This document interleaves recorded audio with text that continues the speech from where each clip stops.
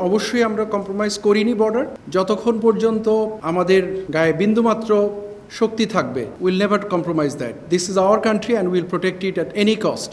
এক লাইনে যদি উত্তর দিতে চাই, অবশ্যই আমরা কম্প্রোমাইজ করিনি বর্ডার, এবং যতক্ষণ পর্যন্ত আমাদের গায়ে বিন্দুমাত্র শক্তি থাকবে will never compromise that this is our country and will protect it at any cost. এটা আপনার দেশ, এটা আমার দেশ। এই দেশের সার্বভৌমত্ব বিনষ্ট হতে পারে কোনো একটা সম্প্রদায়ের মাধ্যমে, এটা কখনোই হবে না। এটুকু আপনার উত্তর বলতে পারি। আর যদি আরেকটু গভীরে যাই যে আর্টসা অস্ত্র নিয়ে আসছে, মুভমেন্ট করছে, সে ব্যাপারে অবস্থান কি? দেখুন, বাংলাদেশ মিয়ানমার বর্ডার একটা অত্যন্ত জটিল পরিস্থিতির মুখে আছে এখন।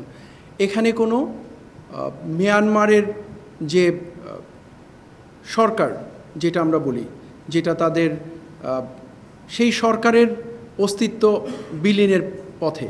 আরাকান আর্মি রাখাইন স্টেটটা অলমোস্ট দখল করে নিয়েছে, 85 থেকে 90% দখল করে নিয়েছে, কিছু জায়গা বাদে।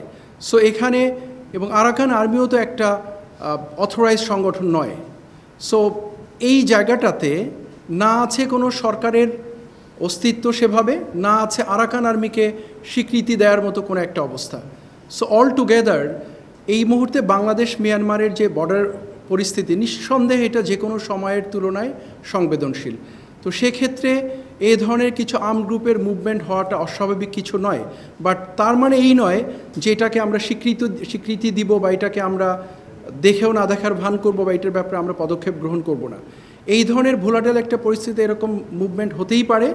বাট আপনাদেরকে আশ্বস্ত করতে চাই, বিজিবি প্রাথমিকভাবে এবং ডেফিনেটলি সাপোর্টেড বাই আর্মি, আমরা প্রচণ্ডভাবে এই বর্ডারের ব্যাপারে নজর রাখছি, এবং এখানে যেন পরিস্থিতি এমন সৃষ্টি না হয় যেটা সার্বভৌমত্বে বিঘ্নিত করতে পারে। আমরা ওয়াকিবহাল আছি, কাজ করছি। বাট অবশ্যই যে মুভমেন্টের কথা আপনারা বললেন, সেটা উদ্বেগের বিষয়, এটা কাঙ্ক্ষিত নয়। বাট যদি আপনারা স্বাভাবিক পরিস্থিতির থেকে বর্তমান পরিস্থিতির প্রেক্ষাপট বিবেচনা করেন, সেক্ষেত্রে আপনাদেরকে প্রশ্ন করতে চাই যে এরকম একটা মুভমেন্ট হওয়াটা কি খুব বেশি অস্বাভাবিক কিনা?